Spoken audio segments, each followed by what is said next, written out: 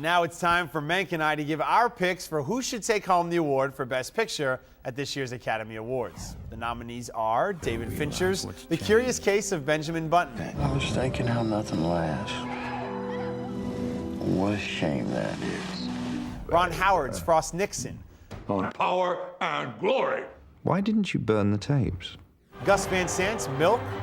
Without hope, life is not worth living. Stephen Daldry's The Reader. I can't live without you.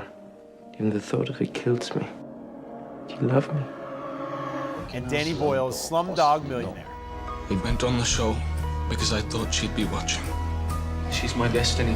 Of the nominees, I think the choice is clear. Ron Howard's Frost Nixon takes a play, which was essentially just a series of conversations between two men, and turns it into a compelling, emotionally textured drama.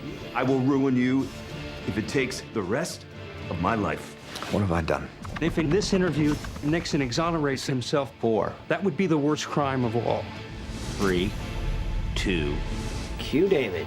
Frost Nixon is the year's real achievement in filmmaking, and it's my pick for Best Picture. That said, Slumdog Millionaire, an inventive, joyous film that has quickly moved from unsung to overrated, still good, mind you, but overrated, will win the Oscar. To those that are regular viewers of this show, it should be no surprise that The Curious Case of Benjamin Button is my pick for Best Picture.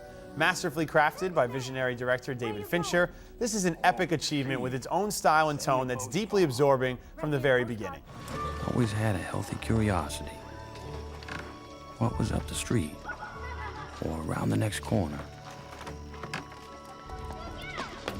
Benjamin, that is dangerous. Nominated for 13 Oscars this year, the simple premise of a man aging backwards sets the stage for a romantic and technically astounding piece of cinema. So that's why I'm picking The Curious Case of Benjamin Button. Now, because I have a soul and a heartbeat, I don't agree with Mank that Slumdog Millionaire was overrated. He's nuts. I do agree with him, though, that Danny Boyle's creative and inspired award show season favorite will win the big one come Oscar Sunday.